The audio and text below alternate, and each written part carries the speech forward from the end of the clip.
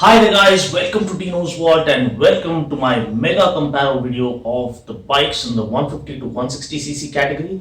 Everything that you need to know, the pros and cons of each of the bikes, as well as my final verdict as to which bike would suit what kind of a rider and what kind of an expectation. The answer to all of that is what is coming up. So without further ado, let's get started. But one important point I want to clear out before we start out. Though this is a 150 to 160cc category shootout, I'm not including the likes of the R15 V3 because that is a class apart in terms of performance, in terms of racing dynamics, in terms of the way it has been built. So it's like a notch higher, to put it in a funnier or a simpler manner. Now, while the rest of the bikes are like Yo-Yo Honey Singh, the R15 V3 is like Eminem, so it's like a notch higher, but nevertheless, Yo-Yo Honey Singh songs are equally good and they go viral each time. So that means these bikes do the job for you, and they are really, they score really high in terms of versatility, functionality, and value for money. So let's not waste any more time. Let's get started with this video.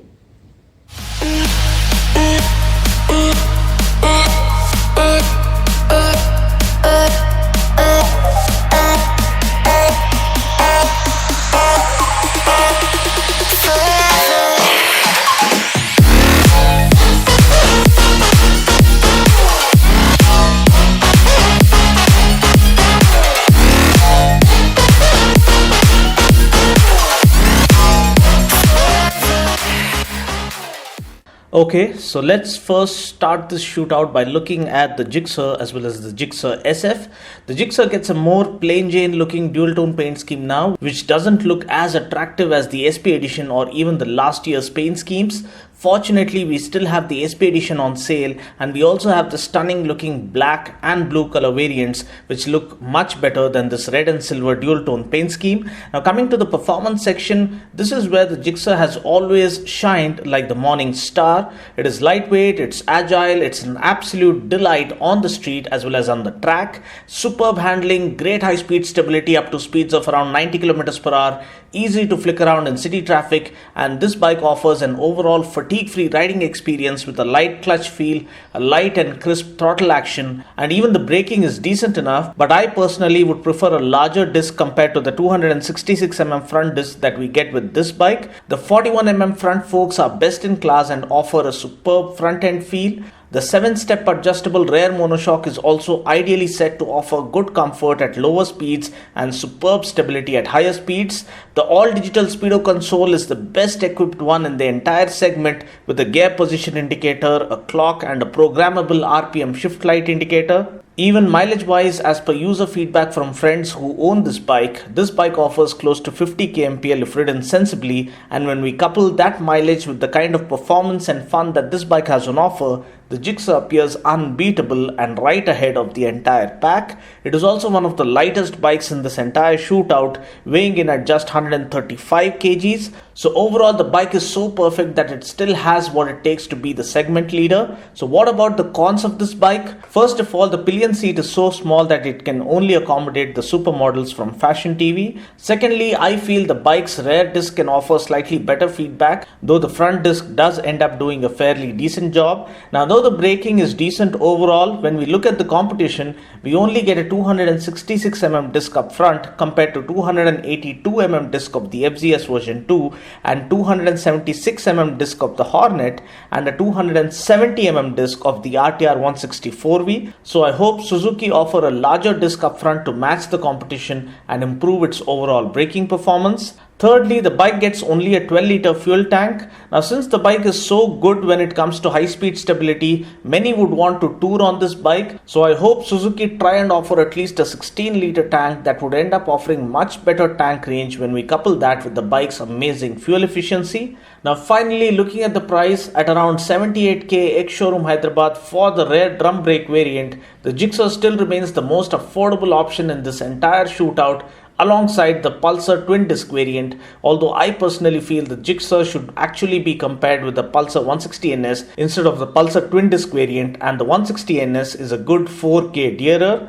So the Gixxer Street Fighter still remains one of the best value for money bikes that you can buy even to this very day. The next bike we'll be looking at is the Gixxer Sf 2018 model. Now everything that I just spoke about the Gixxer Street Fighter holds good for the Gixxer Sf because it is actually the same motorcycle just with the added fairing. So be it the agility, the performance, the refinement, the high speed stability, the economy or even the suspension setup, it is very impressive and undoubtedly best in class. Plus, to make things further more interesting is the aerodynamic full fairing which has been developed using the same wind tunnel testing method used for the world renowned GSXR range of sports motorcycles from Suzuki, including the Hayabusa. I absolutely love the fairing on this bike. In fact, the Gixxer Sf still is the most affordable fully faired bike in our market, so the bike offers better road presence because that's what fully faired bikes are known for. I personally like the way the MotoGP blue looks now with the Team Suzuki X-Star logo being used on the bike. Now just like the pros, the cons of the Street Fighter can also be applied to the SF because it gets the same seat that runs short on pillion room.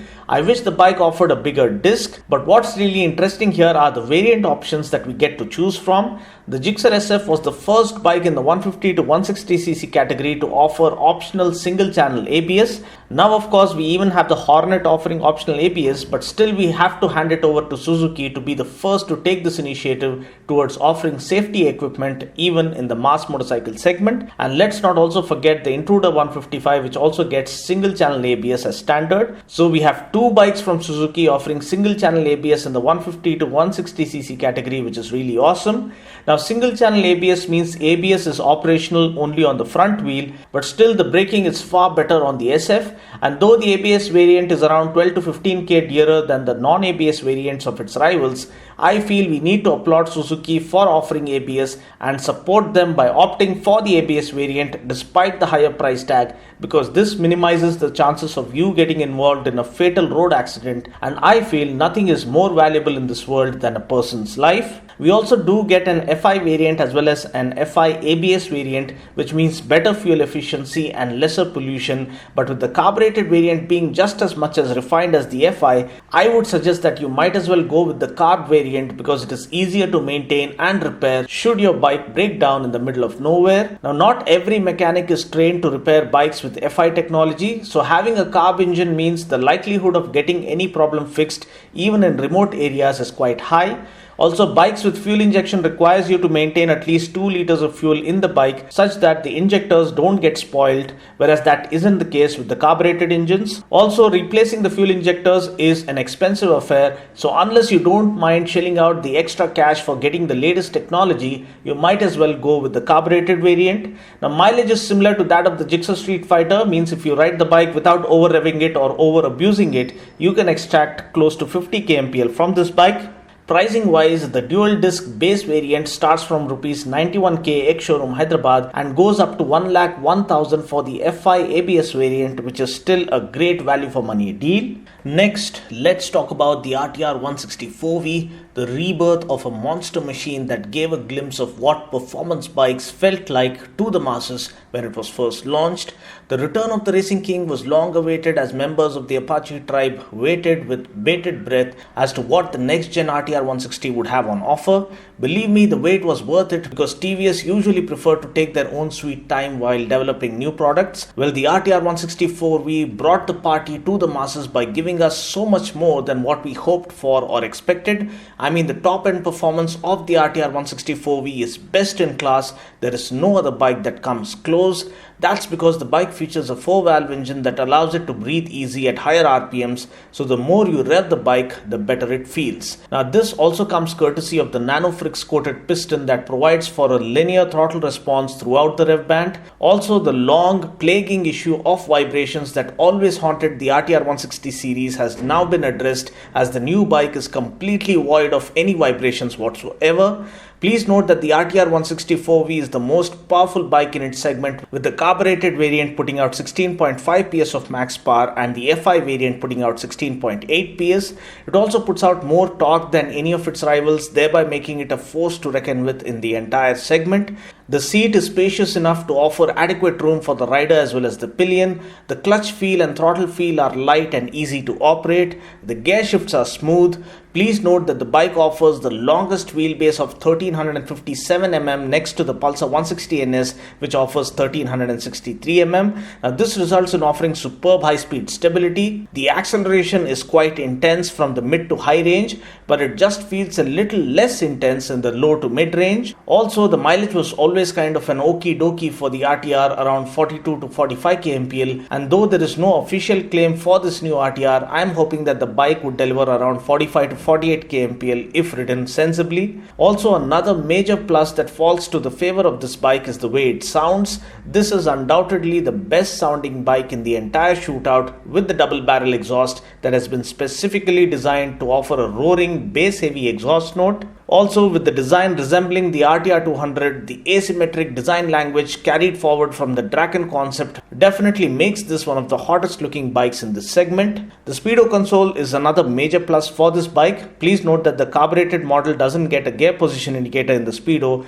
but the FI model does get it. Now I wonder why that had to happen. Now, talking about the cons of this bike, there are not many to be honest, but I personally feel the braking could be slightly better. It is decent as it is, but considering the kind of performance that this bike has on offer, the brakes could have been a little more confidence inspiring, and maybe TVS can also try offering optional ABS on this bike just to take on the likes of the Gixxer Sf and the Hornet. The bike does 100 km/h effortlessly, and at that speed the bike doesn't give you the confidence to go a little hard on the brakes. Talking about the price, the rear drum brake variant is priced at around 80k ex-showroom Hyderabad. The rear disc variant is priced at around 83k, and the FI variant is priced at around 90k. The RTR along with the FZS version 2 and the Gixxer Sf are the only other bikes that offer FI in the segment. Now the FI model is around 4k dearer than the FZ, but is around 4k cheaper than the SF. So considering the better equipment like race-tuned Showa suspension,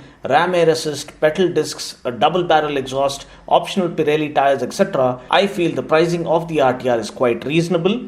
Now looking at the Pulsar 160 NS, let me tell you guys that this is the most underrated bike in the entire shootout. Believe it or not, like I said before, this bike offers the longest wheelbase among its Street Fighter rivals of 1363 mm, which results in superb high-speed stability. When I reviewed this bike, I absolutely fell in love with its nimble handling characteristics. Maybe that's because this is the only bike in the entire segment to feature a perimeter frame, which lends the bike superb agility. I mean, you can literally play around with this bike. It's just so much fun. It's also the second most powerful bike in this segment, putting out a max power of 15.5 PS, standing next to 16.5 PS of the carbureted RTR 164V. The bike is also second in terms of offering the best torque at 14.6 Newton meters compared to 14.8 Newton meters of the RTR. The 160 NS also features a 4-valve engine just like the RTR. Now the advantage that the Pulsar enjoys over the RTR is in terms of weight, because the 160 NS is 3 kgs lighter than the dual disc variant of the RTR. Now everything about this bike is just about perfect. The suspension is well tuned to offer good comfort at lower speeds and holds up well at higher speeds. The braking is also decent enough, although this bike misses out on optional ABS. Riding comfort is very good, although the pillion seat just feels a little higher for ladies to comfortably hop onto. Apart from that, everything else like the engine refinement, the in-gear acceleration, the clutch feel, the throttle response, etc. seems to be absolutely spot on. Also, another thing that makes this bike stand out is its design that resembles the 200 NS. The bike looks absolutely smoking hot, especially in the red and blue color variants. Now, looking at the cons of this bike, the only thing you wish were better was the rear tire size. We only get a skinny 110/80 tire at the back. Now I would at least hope for a 130 section rear tire, but the flip side to that is that it would also add up some excess weight. Now as it is, the tire did feel okay-ish and manageable, but considering the kind of performance that this bike has on offer, I think a wider tire would do better justice. And then of course maybe Bajaj can offer optional ABS like they do for the 200 NS. Also, we only get a 240mm front disc on this bike, which is nearly the size of a rear disc these days. I hope Bajaj address this soon and offer a larger disc up front, and then we don't get a rear disc even as an option, which again should be included in my opinion. Mileage wise, Bajaj usually take care of the economy part, so I feel we can expect around 45 to 48 kmpl from this bike. Now this figure may change depending upon your riding style and riding conditions. I would suggest that you go through my mileage tips video by following the link in the description portion below. Looking at the price, the 160 NS is priced at nearly 82k ex-showroom Hyderabad, which makes it more affordable than the Hornet and the FZ, but actually is dearer than the Gixxer, the RTR and the X-Blade. Nevertheless, this is one bike that I really enjoyed reviewing, and I would suggest that you just consider test riding it once before you look at other options. Next, let's just talk about another new entrant, the Honda X-Blade. The X-Blade is a sharper and more futuristic looking Hornet in my opinion. It actually features the same headlamp unit as that of the CX-1 concept on which the Hornet is actually based. Styling wise, I like the way the headlamp and the tail lamp units have come out, but overall some of you might feel that the tank panels are a bit of an overkill because some of the plastic bits do not come together in a cohesive manner with the rest of the design of the bike. The twin port exhaust, however, looks quite cool. It almost appears like a minigun. The seat is the most spacious and the most comfortable one in the entire segment. Even the Speedo Console is well equipped with a gear position indicator. In fact, it even gets a better layout than that of the Hornet. Now, talking about the ride feel, this is another bike that really impressed me and took me by surprise because I didn't expect the bike to feel so good. It offers good pickup right off the mark. It has a strong mid-range with linear power delivery. It gives you enough propelling force for those quick overtakes. The engine is super refined with no hint of vibration whatsoever, even at speeds of around 100 km per hour, which is actually saying something for a 160cc bike. The bike offers superb high-speed stability. The suspension is very well tuned to offer a comfortable ride over the pothole-ridden city streets. This bike is more of a tourer, and it is not the kind of bike that allows you to put your knee down and slice your way through corners. The bike scores really high in terms of riding pleasure, and at the end of the day, that's exactly what most of us are craving for. Now, talking about the cons of this bike, honestly there's nothing much that you can complain about the X-Blade. Looks and design are purely subjective, so you may or may not like the design, and that purely boils down to personal preference.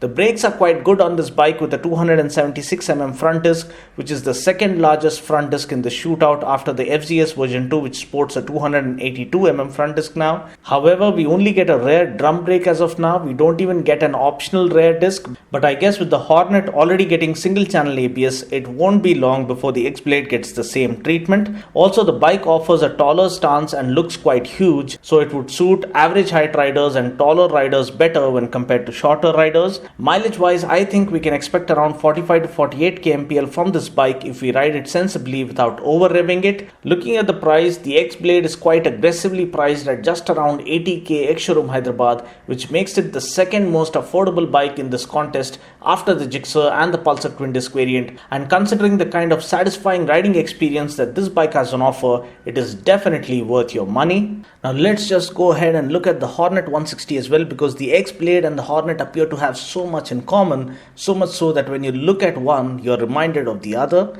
Now I've clearly listed the differences between the Hornet and the X-Blade in my X-Blade first ride review video, so I suggest that you watch that video right away. As a matter of fact, I've already done detailed first ride reviews of all of the bikes featured in this shootout, and you can find them all in my channel, or you can search for Dinos followed by the respective bikes first ride review. Now, talking about the Hornet, I absolutely loved the first gen Hornet, which as it is came with a BS4 compliant engine even before the BS3 to BS4 transition actually happened. Also, the first gen model was more powerful and just felt a lot more confident and sure-footed at higher speeds. Last year, for some reason, the power was cut down and all the energy, all the excitement and all the thrill went missing all of a sudden. Now for the year 2018, Honda have given the Hornet a sticker upgrade and have most importantly included the option of getting a single channel ABS variant. Also, the engine, though it still puts out the same 14.9 bhp as last year's model, it just feels a little more sprightly now. The bike offers a big bike, macho, muscular look and feel that lets it stand apart from the rest of the competition. Also, everything else about the bike is quite good too.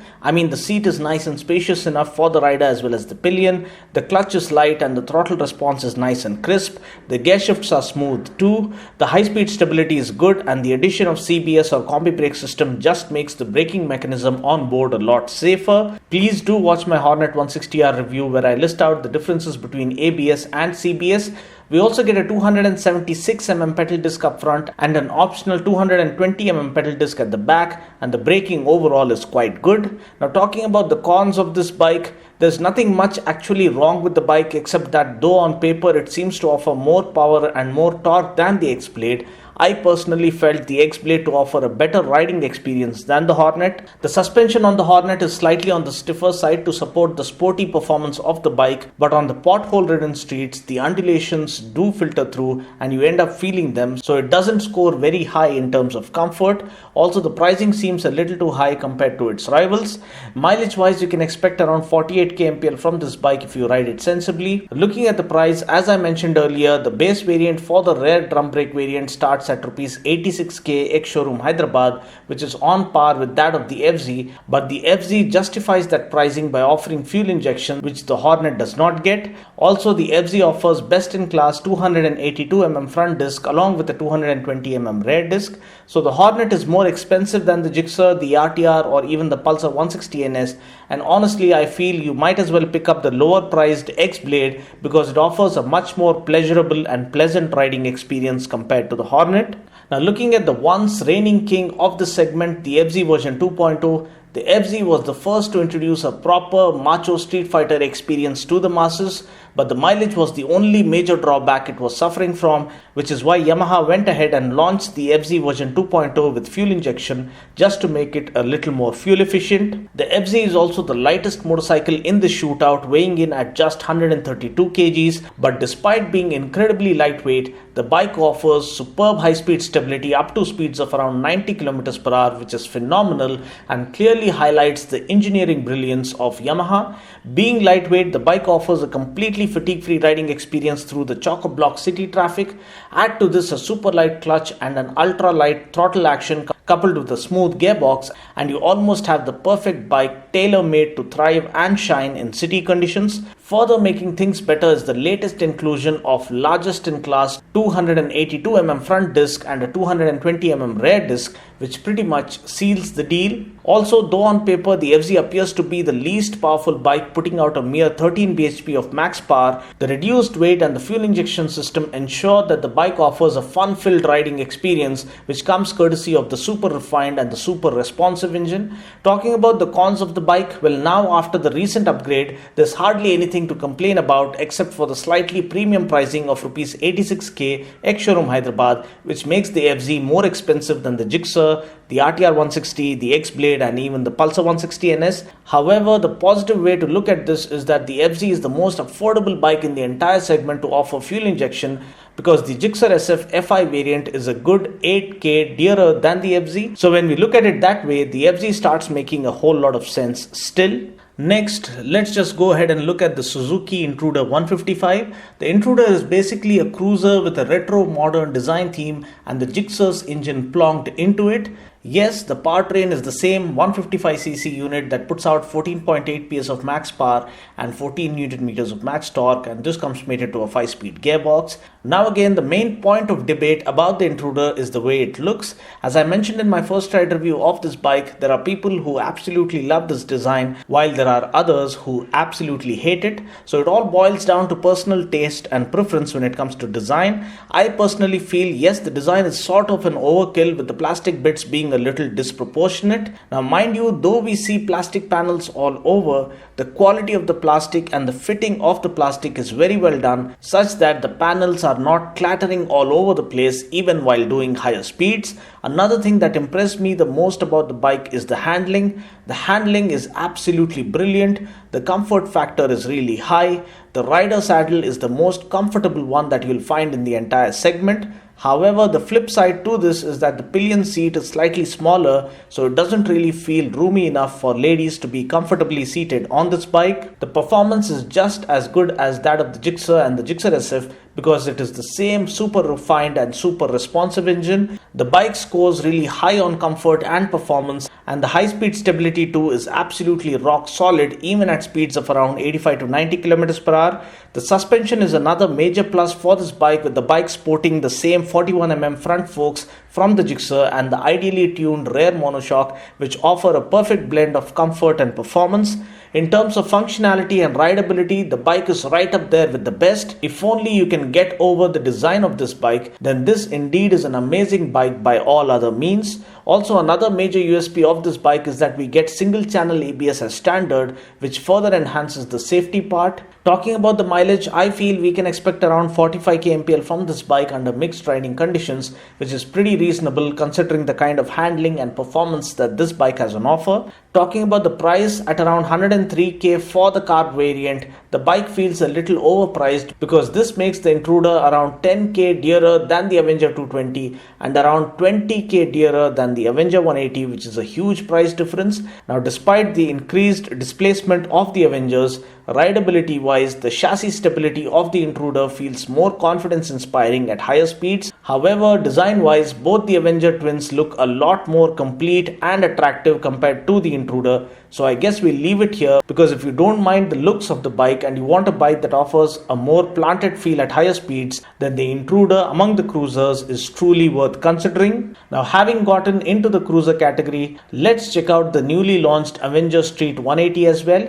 Now, though it falls outside the 150 to 160cc segment, pricing wise it competes with all of the aforementioned bikes. So I guess we'll take a quick look as to what this bike has on offer. The styling and design are absolutely identical to that of the new Avenger Street 220 that received a minor facelift earlier this year. When we look at the power figures, the Avenger 180 wins hands down because it puts out 17.5 PS of max power, which is way ahead of others in this Comparo. It also puts out 13.7 Newton meters of torque, which is quite decent. The bike gets a 260mm disc up front, which offers decent braking performance, and we do not get a rear disc. We get a 55 by 60 watt headlamp, which is the most powerful among the entire lot featured in the shootout. The long wheelbase of 1480mm along with the wide 130 section rear tire offer good road grip and decent high speed stability up to speeds of around 80 to 85 km per hour. The engine is very refined and it is reasonably responsive. It definitely isn't as responsive as the Street 220, but still it isn't sluggish by any means. The suspension is well sorted out to offer good comfort. So overall, the Street 180 comes across as a good value for money proposition, because at around 84.5k ex-showroom Hyderabad, we get a 180cc cruiser for the price of a 150 to 160cc Street Fighter, which does make sense. Also, the dual density foam seat is very comfortable, but I would say it comes in second after the saddle of the Intruder, which stands first in terms of riding comfort. Mileage wise, I would say we can expect around 45 kmpl from this bike in city conditions, which is something we can live with. So this concludes the tale of the Avenger 180. Next, we look at the Avenger Street 220.